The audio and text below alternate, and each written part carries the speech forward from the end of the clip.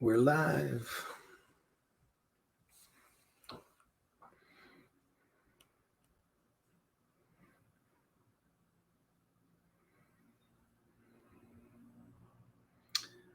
Good afternoon, Christine.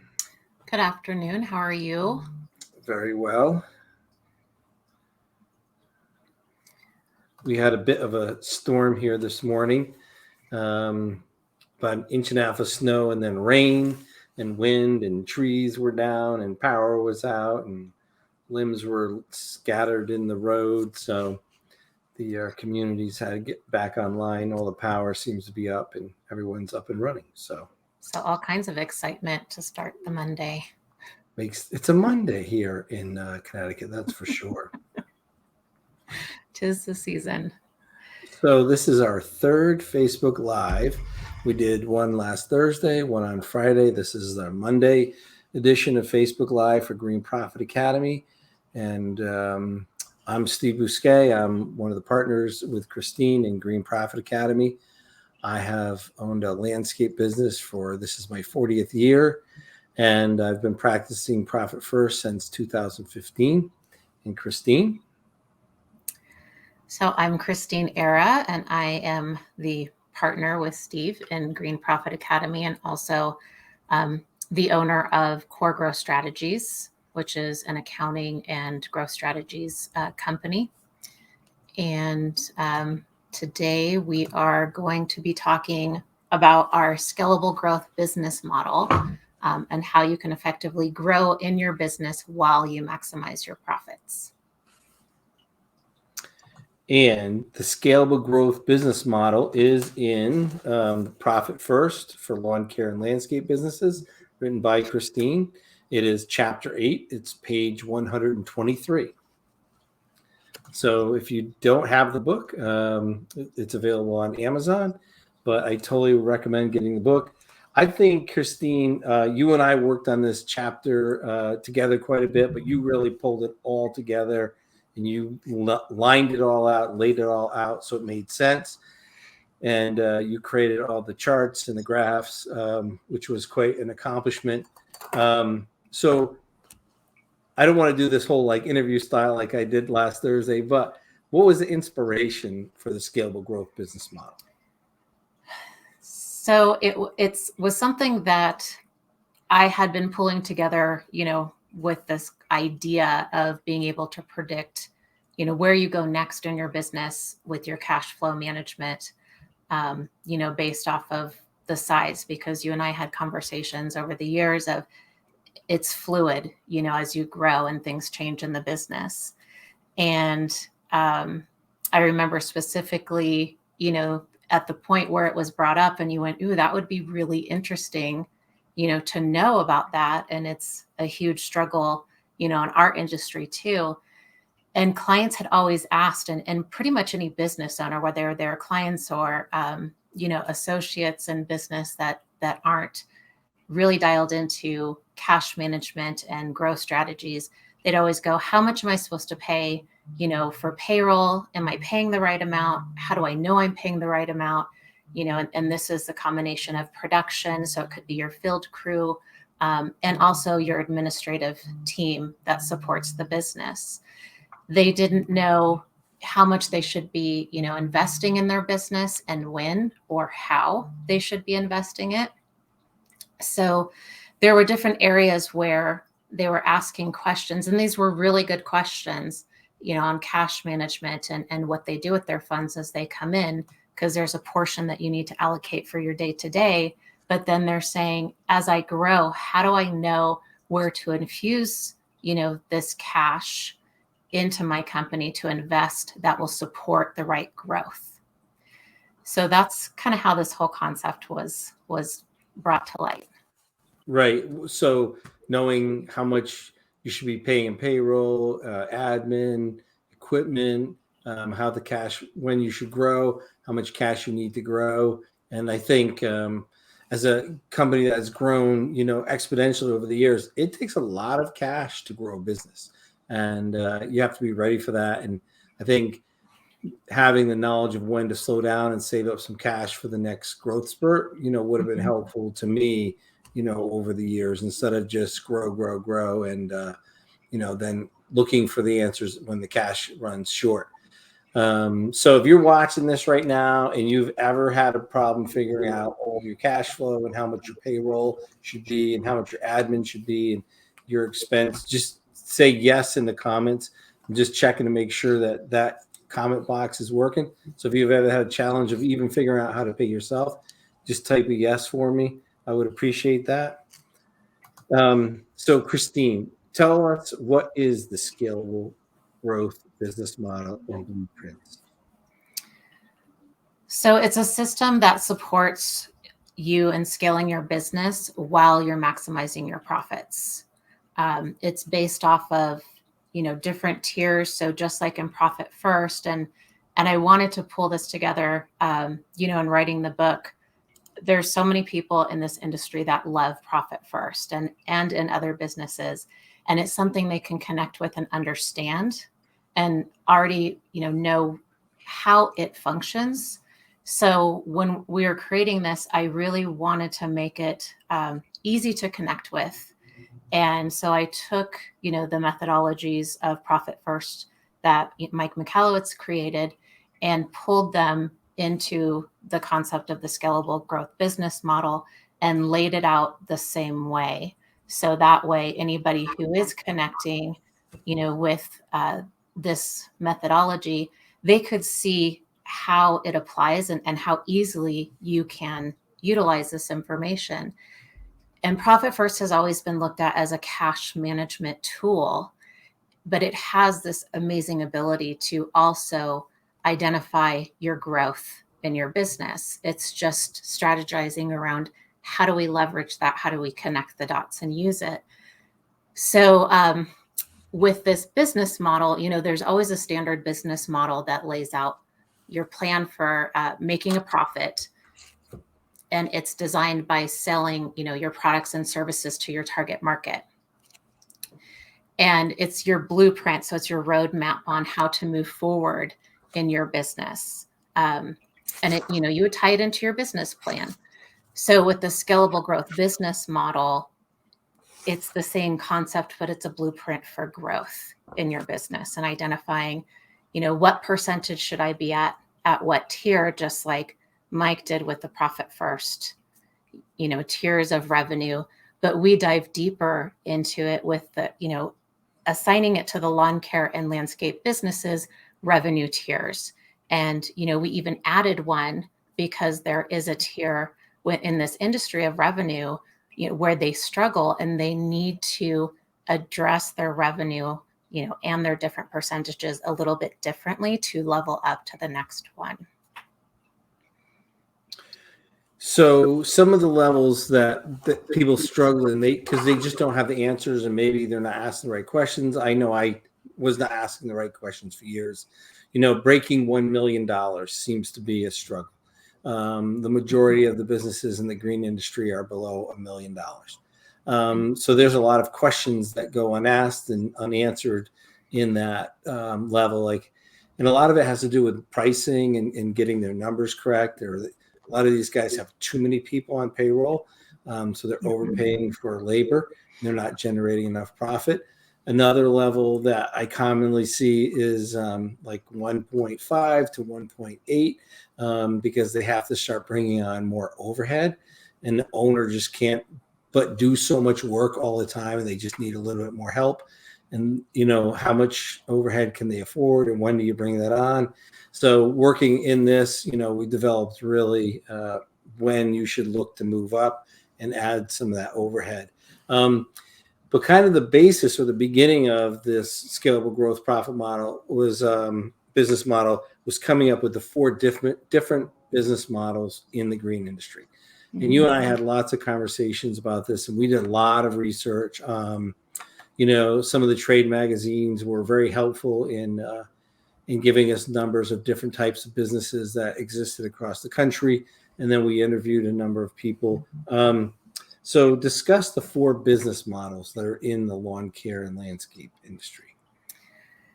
So that conversation, as I recall, was diving deeper into it started off with the concept of the one trick pony and the 3-ring circus. So the one trick pony being, you're providing one single service, and then the 3-ring circus where you're providing, multiple or more than one that goes beyond, let's say, lawn application or maintenance, something along those lines.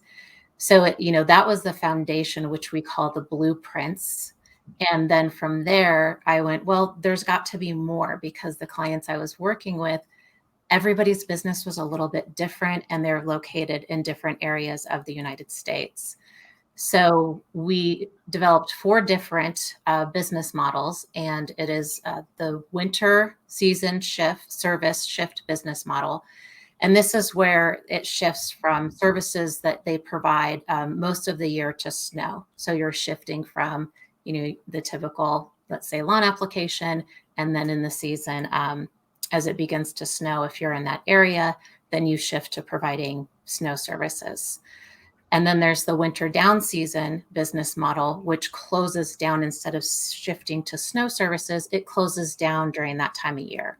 So they typically start to go down, in November, mid-November, and then they start to launch back up, at the end of February, mid-February, somewhere around there. Then we have the year-round event vulnerability business model. And this came up, in hearing some challenges and struggles with the impact of Mother Nature that has happened in some of the, southern parts of the United States. And how this business model is used is it helps you manage your day-to-day business despite uncertainties imposed by Mother Nature. So it could be anything from, you're in a hurricane zone, or tornado, anything that could possibly shut your business down for, let's say, a week, 2 weeks, something like that, depending on the impact. And it's not going to happen every year. You might have a little bit where something might get damaged from flood or something like that, but you want to set it up to where you build that cushion. And if you do have to shut your business down, or you're impacted by it, then you can manage it without skipping a beat.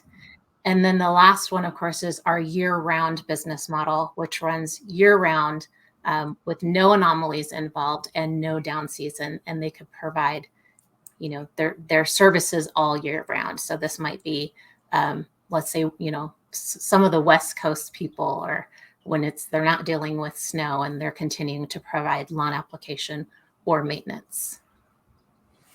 So everyone in the green industry and landscape and lawn care has a very unique business, regardless of where they are. But we narrowed it down really to 4 different unique business models, and then 2 blueprints. So we have the guys like me who are like full service all year round. We do everything, plus we do snow. Then there's the guys that do everything, but they don't do snow. And then there's the one trick pony that only does one thing and does snow, and the one trick pony that only does like lawn applications, but they don't do snow. And then we have the year-round guys, like maybe down in like that Mississippi, Alabama, northern, or even Florida, but they get hit by these huge, hurricanes.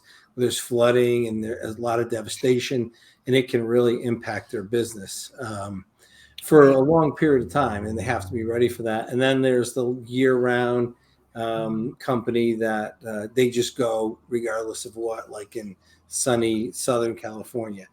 So the book has, and you've developed a scalable growth business model for each one of those different business models and blueprints. Correct. Right? Yep. That's completely unique to the industry. There's nowhere else I've seen that in that depth. Yeah. So we wanted to make sure that despite your business model, you weren't having to go through the trouble of figuring out the percentages. So in talking, to other lawn care and landscape businesses in these business models, and doing lots and lots of research on numbers and checking and double checking, we were able to outline, what's your business model and where would your percentages fall, and what tools can we create that can support that, so you're not having to make, too many adjustments or even alterations to the tools. So that way you can step up to the plate, you can identify your business model or even the blueprint that you want to use, if you feel more comfortable with that, and, get an assessment and start, from there, and know where are you at now, just like profit first. So your current allocation percentages, and then, where is your target allocation percentages? Where should you be at so you can close that gap and then continue to tier up, as you manage your company to grow. So it doesn't leave anybody anywhere to hide then. I mean, this covers all the different businesses. So a lot of times I'll hear people say, I can't use that because it doesn't really pertain to my business because of X. So you've covered pretty much all the bases. I'm sure there's some people that have even more super unique businesses that, might need a little tweaking here or there. But for the most part, I think that covers at least 80%. And they don't have to figure out all the percentages. You've done it for them. You have the assessment calculator. I mean, that's like, what a powerful tool.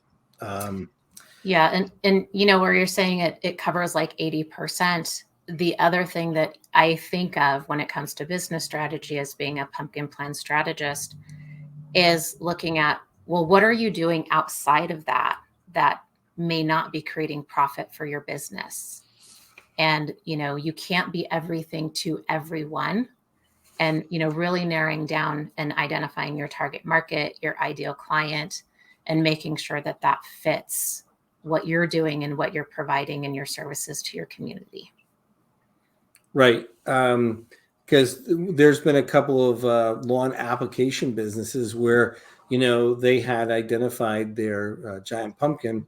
And then when they looked at their snow plowing, it was such a low part of their total revenue. And they weren't even servicing their giant pumpkins with the snow plowing. So they just decided to just end the snow plowing and get out of that business because it wasn't serving revenue really, and it wasn't serving their giant pumpkin. And I have not heard them complain about being out of snow plowing at all. And on the other hand, there are guys that do very well snow plowing, and it's serving their giant pumpkin. So you really have to identify and make sure that you're in the right space for your company, especially with your giant pumpkins. So this is when you're in the scalable growth model, it's kind of getting a little bit out of the real basic 5 accounts of, just kind of like foundational profit first. What are some of the additional accounts that you recommend setting up for some of these different business models, and why? So in the basic, which we cover in chapter 3 for this industry, is we have your income account, so your revenue. We have materials and subcontractors. And then below that, we have your profit, your owner's comp, your tax, and your operating expenses. When we go further, and this is, it ties into the advanced accounts and methodologies of profit first, and it's specifically for this industry. We suggest, depending on your business size and where you're growing, to have a payroll account. So it helps you identify how much field payroll am I funding, how much admin payroll am I funding based on my size. And this includes their benefits that you're paying them as well. And, like workers' comp insurance, the things that support your team. And then it also helps you if you're the owner working in the field for a percentage of time. As you continue to grow your revenue, you're going to start working in the field less and less. But you're going to have to replace yourself as you step out of that position that you're providing your business. So it's important to know how much you're working in the field so you can estimate and budget, this is the type of person I need to bring in, and this is how much they're going to cost, because you're going to be shifting positions in the business. So that's where the payroll account comes into play. And it also ties into the owner's comp account, because you're paying yourself out of the owner's comp account. The other one is that we have is equipment. So equipment is a huge can be a huge moving target for this industry. And So many business owners will buy equipment without knowing their return on investment on their equipment and understanding, what is this going to provide for the company? Is it going to pay for itself above and beyond? Do we need this? How much will we use it? There's so many questions involved. It's difficult, I think, for business owners that don't, connect with that accounting and financial side, which is completely okay.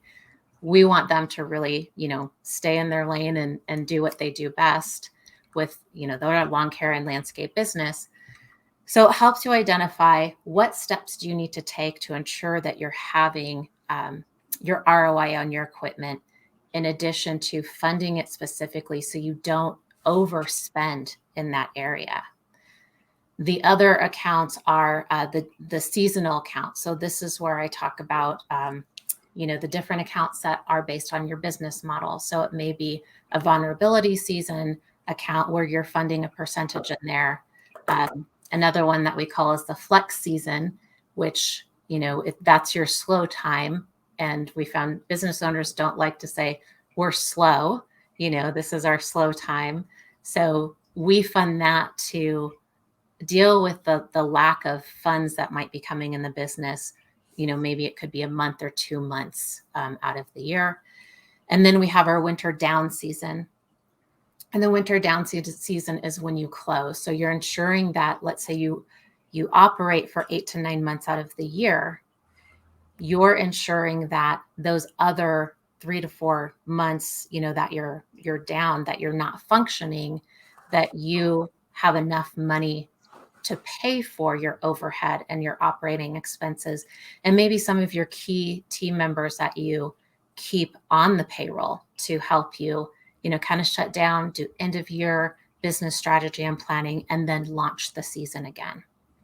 So it helps you identify, how much do you have to put away when you are producing revenue, so you have your cash and your funds available as you shut down and then restart the season.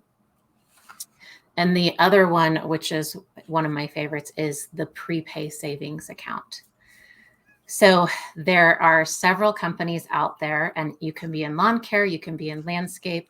You're receiving prepays from customers. So they could be prepaying for their lawn care services at the end of the season, to re-sign and launch for the next season.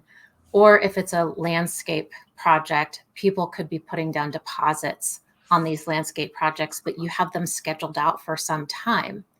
You don't want to wash those funds into your day-to-day operations and use them.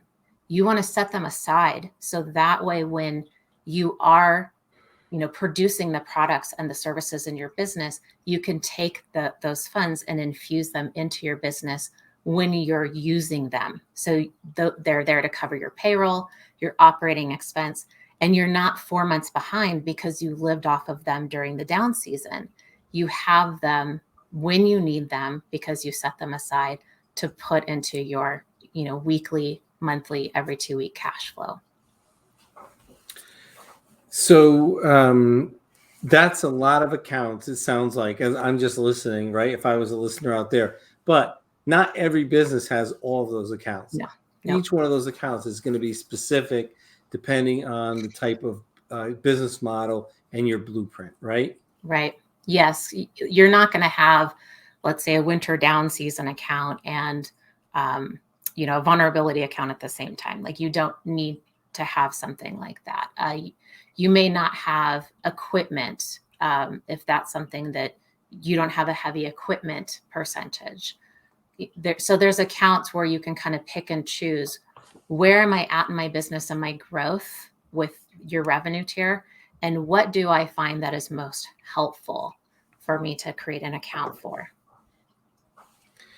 And with the return on investment for equipment, right? I don't know how many people in any industry look at return on investment. One of the things that I came to realize was, if it's $50,000 for that piece of equipment, and you're making the payments out of your net income, at a 10% net income, that $50,000 truck has to produce $500,000 worth of income to pay for it. And if you're producing at 20% net income, that truck or the bark blower or whatever it is has to do $250,000 at 20% net to pay for that piece of equipment. And I know, people do charge for that piece of equipment, and that's how they pay it. But if you're not specifically line iteming in the equipment, or recouping that equipment specifically in an hourly charge or a day charge, it's going to come strictly off your net income, and that adds up pretty quickly if you're not recouping that. So Right. And like you're saying, they can add it into their line items. But one of the things that I see that's very common is they don't look at the percentage of utilization of that piece of equipment for the entire year. So they could be charging, customers when they're using that equipment, but they're not looking at how much are we going to use it, from the beginning of the year to the end of the year, and what percentage is that, so we can understand how much revenue it's going to produce for us, and is that profitable? right. I mean, just for example, a truck loader, right? If you want a big truck loader, they're going to be, big 65 horse truck loader for sucking up leaves. That could be anywhere between $12,000 to $25,000, and it's a tool you're going to use for. In New England, we're going to use it for about 5 weeks in the fall, 6 weeks if you're lucky. So that is going to last a long time, 10 years. But you have to pay for that before the 10 years is up. So you would have to recoup that money over probably a 3 or 4 year period. And so you're looking at, anywhere between $3,000 to $5,000 a year you would have to recoup just to make the payments or pay for that. If you took it out of cash, you still have to replace the cash. So that's a big nut to cover, just to vacuum up some leaves. So you got to make sure you absolutely have that, right? 5 weeks, the whole year. So in 5 years, it worked 25 weeks out of 250 weeks. So Yeah. that's not, you got to be careful with that. I was not that strategic earlier in my career. I am that way now, but we needed something and we just bought it. And and even if you're doing that, you need it and you just buy it, you should know what your return on investment is. Even if you can afford it, even if the money is no problem at all, you should at least be able to say to yourself, this is what I'm getting for the return on investment. Yeah. And the other gap that I've seen when it comes to equipment, because equipment, just like payroll, can be one of the biggest bleeds in a business if you're not tracking it and you're not tying it, to your return on investment. But you could buy a piece of equipment and then later on buy attachments. Or when you buy the equipment, you buy the attachment, but you're not thinking to pull that cost of that attachment as you add attachments to this equipment into the process of how can it produce revenue for us and generate profit, and what does that look like. So again, we have a tool that helps you understand that, and you can walk through it, enter in your numbers, and calculate what your blended rate is for service costs on this, and also your profitability. That is very helpful. So Josh asked, what do you consider a low percentage of sales, possibly too low to continue providing that service? That's an excellent question. I think there's probably a ROI on that to be measured, and also, is that service serving your giant pumpkins? So if you're selling a service that is really, I'm going to say, for me, anything less than 3% of my sales that doesn't service my giant pumpkins enough, we look at getting out of it. And so we have a service that we have. It's deer spray, and we only do, it's a 5-week service, but it's done with a backpack, and 80% of the people that buy the deer spray are our giant pumpkins. And 20% are not our giant pumpkins. It is less than 1% of our total company revenue. So we still do it, but that's a service that if it wasn't serving if 80% wasn't our giant pumpkins, we would stop. Yeah, and I think another piece of that too is what service is it and who are you providing it to, kind of like Steve is talking about. And is it producing revenue that is comparable to your highest revenue, and profit return on investment service that you're providing? So if you can be serving your customers with that higher producing gross profit margin service, you have to look at, is that taking you away from that service that you're providing at that higher gross profit margin? Could you produce more revenue and a higher gross profit margin by providing more of that service and reallocating your resources? So your team, your equipment, things like that. So that's something else to consider. Right. And it's a time of year thing too. If we had to do deer sprays when we were doing, seeding and lawn applications, we couldn't even offer it. The only reason we offer that one service, I mean, that with such low sales, is because it's at the end of the lawn care season. So I think there might be some services that kind of fit in at what I call gap sales. So it's not competing with your top revenue producing, but if it was competing with your top revenue producing and it's less than 3%, not serving your giant pumpkin, I think the trail just keeps leading to not performing that service. Right. So Christine, one of the things when I hired you to be my first professional, you help us set up the down season account, and we got the prepayment straightened out with the prepayment accounts, and then that money's brought over as we're delivering the services. One of the interesting accounts that we set up that was helpful to us was a marketing account, because we were spending 90% of our marketing in a 12-week period. And that was coming out of our OPEX account. So it was squeezing our OPEX account. So there is going to be particular instances where you're going to set up, you might even break out a special account just for that circumstance. Yeah, and that's common for a business to where they're dealing with, let's say a prepayment, like this is kind of the same thing where you're saying we have all this expensive marketing that we spend at one time, and we know it's coming. And then maybe you have insurance where you get a discount because you have, a bill that's due at a certain time of year. And if you pay it all at once versus monthly, it will save you money. So things like that, you want to open up an account for, fund that as, before you need it. So it's kind of getting in front of it, which is something you also do in Profit First with your operating expenses and your overhead, is by implementing the system, you're getting in front of it. So with your marketing account, or let's say an insurance account, something like that, you can fund that in advance and be able to pull that money when you need it. One of the things that we have done is, if we have medical for our team and we know these expenses are coming, we will save those allocations and allocate them to a team benefits account.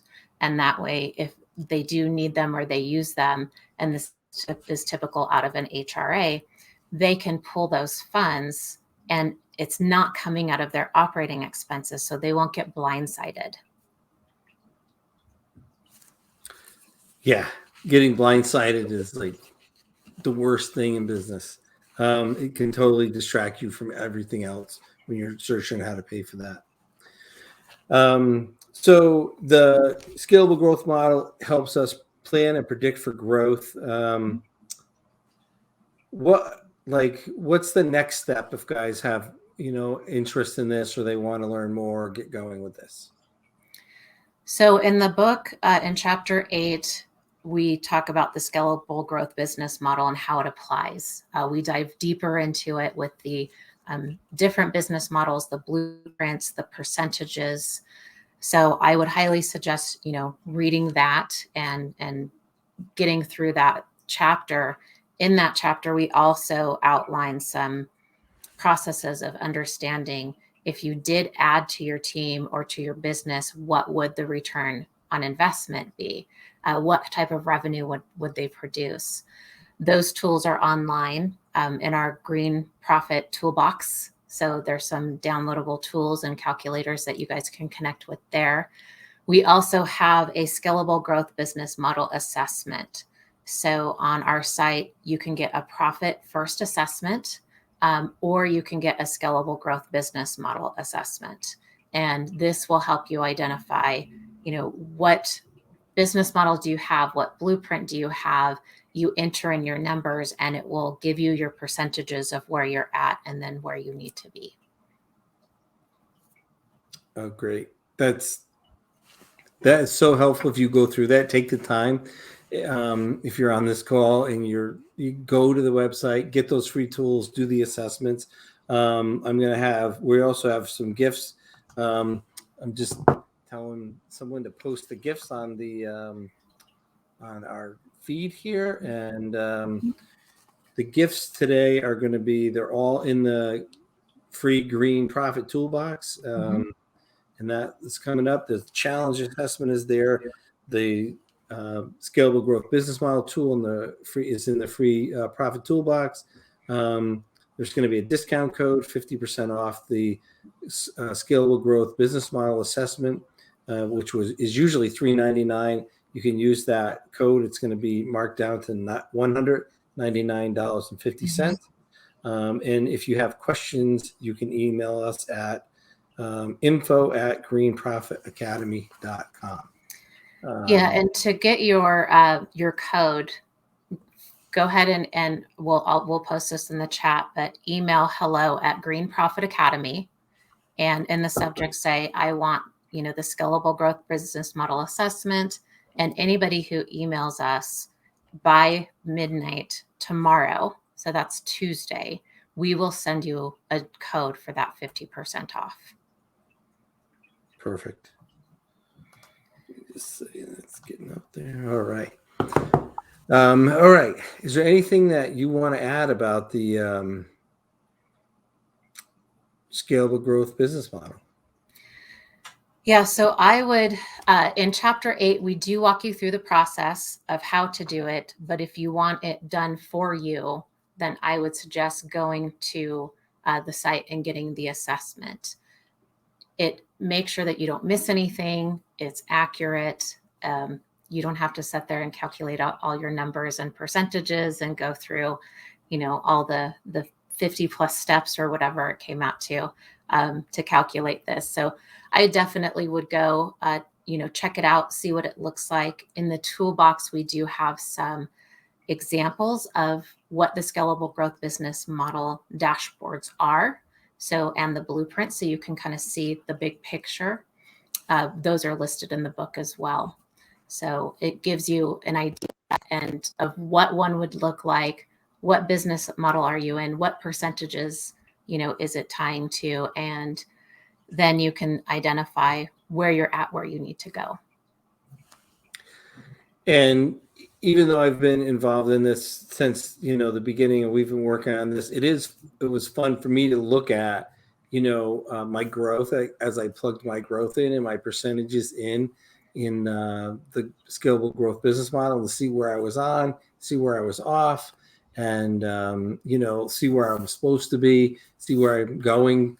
So that was fun. Definitely one of the more strategic exercises to do. Like I said, it's completely unique. I've been reading, these green industry magazines for years. I've never heard anyone talk about any product or any tool that's like this or published anything like this. So it's a really good asset for the industry. And I hope everyone takes some time to look at it and try to implement it in their business.